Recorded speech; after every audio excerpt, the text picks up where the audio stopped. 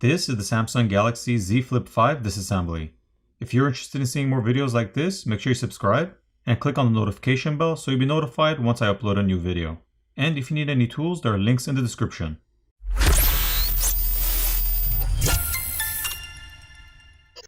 To start off, the SIM tray needs to be removed.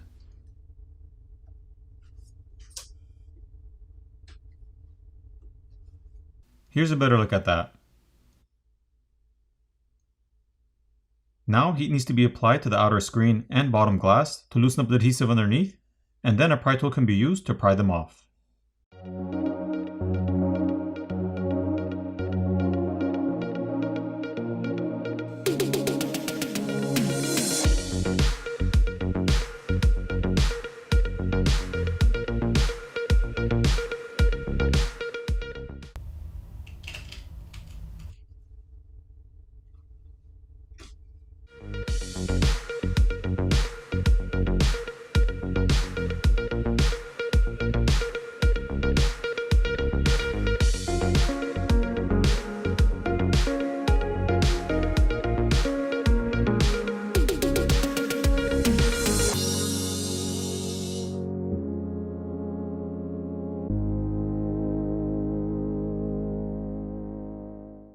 The screen can now be lifted over, but be careful since the cable is still attached to the main board.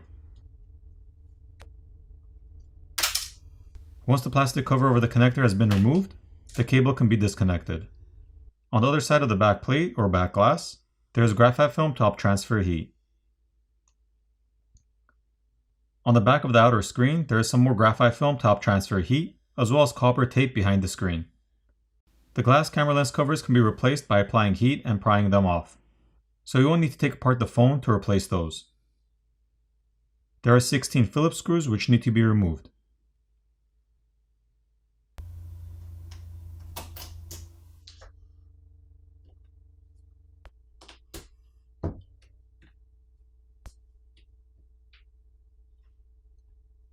The battery cables can now be disconnected, followed by the rest of the cables.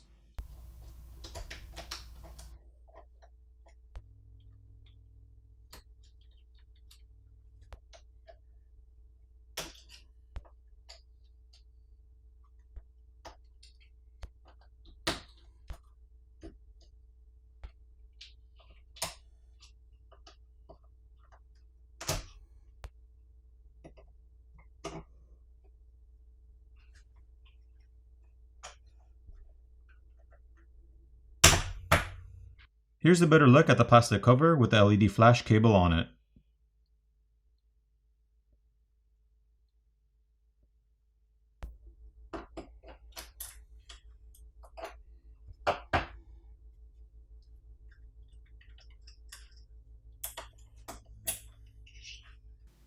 The main board is a multi-layer board design.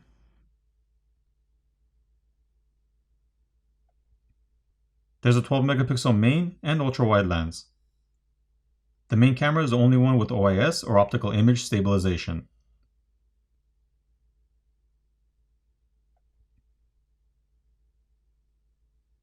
There is also a secondary microphone. The SIM reader is located on the other side, as well as the connectors for the cameras, which can be disconnected by just popping them off.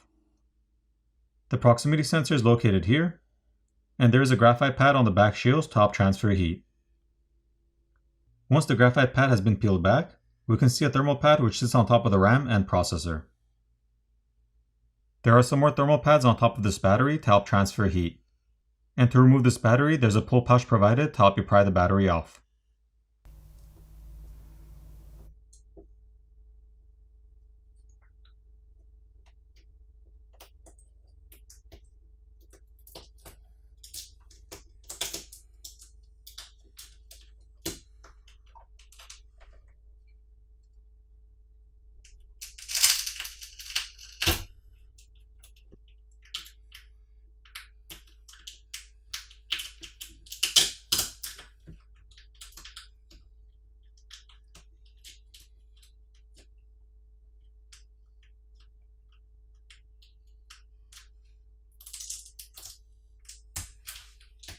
Here's a better look at the 1000 mAh battery.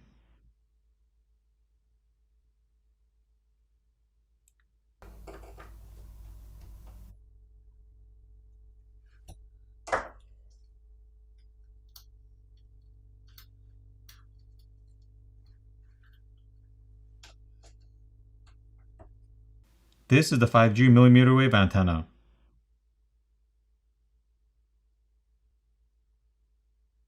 This flex cable is for the light sensor over here. And this one is for the fingerprint reader and power button.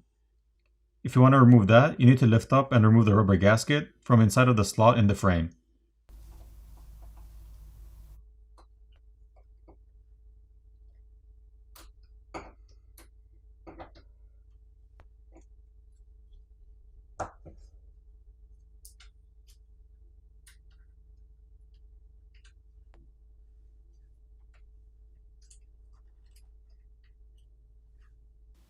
Here's a better look at that.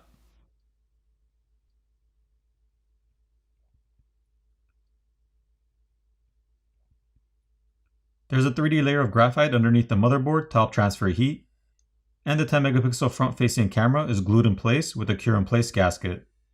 So if you wanted to replace that, you would need to use a razor or a sharp tool to cut the glue around the camera and gently pry it off. The top earpiece speaker is located here and is held down with some adhesive. There's also a rubber gasket and mesh filter over the microphone opening on top. The flex cable for the volume keys is located here, and in order to replace that, you have to gently peel off the flex cable and pull out and remove the plastic bracket from the slot in the frame.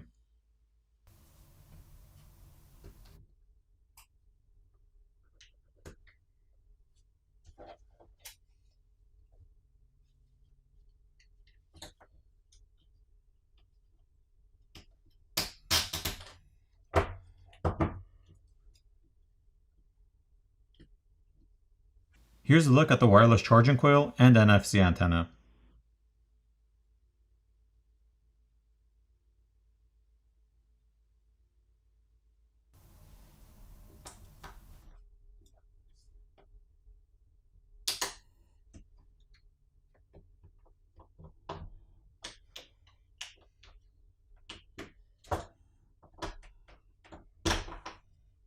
And this is the bottom speaker assembly.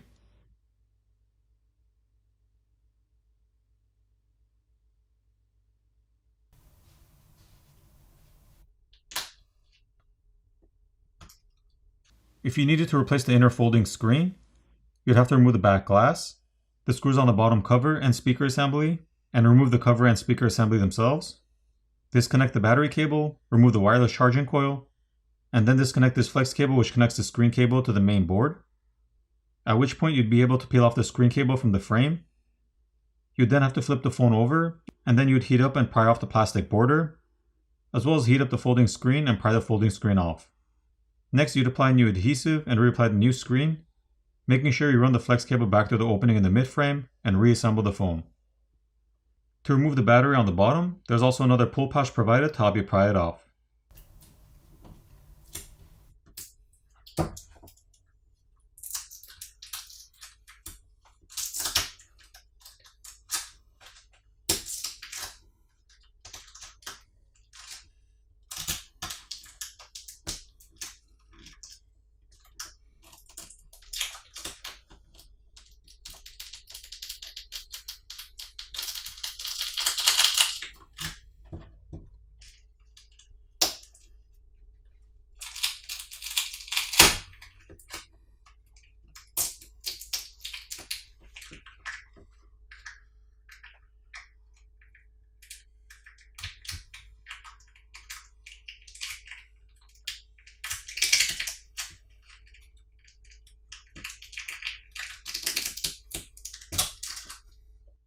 Here's a look at the 2700 mAh battery. Now onto the subboard. There are two Phillips screws which are holding it down.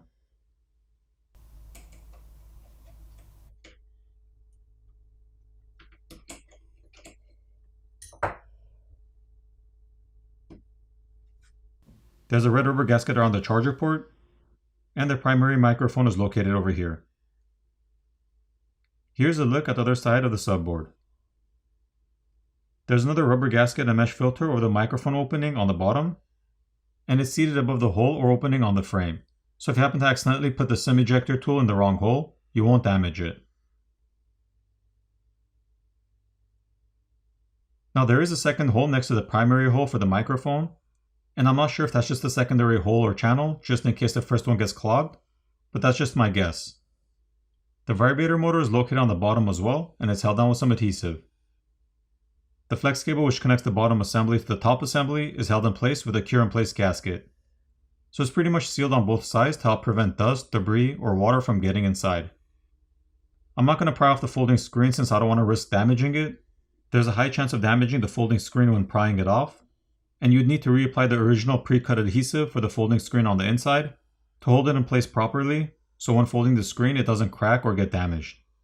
Since I don't have those adhesives, I'm not going to take the risk prying it off.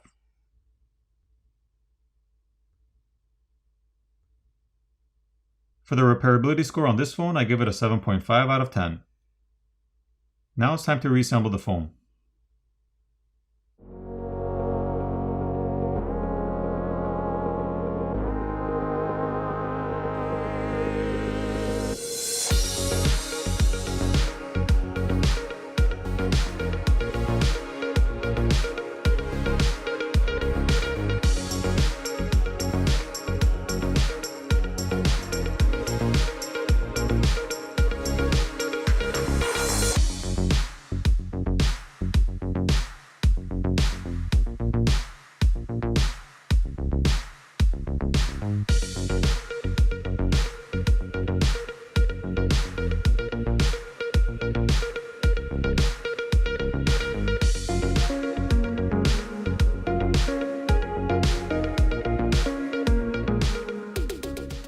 Once everything's back in place, power on the phone, and you're done.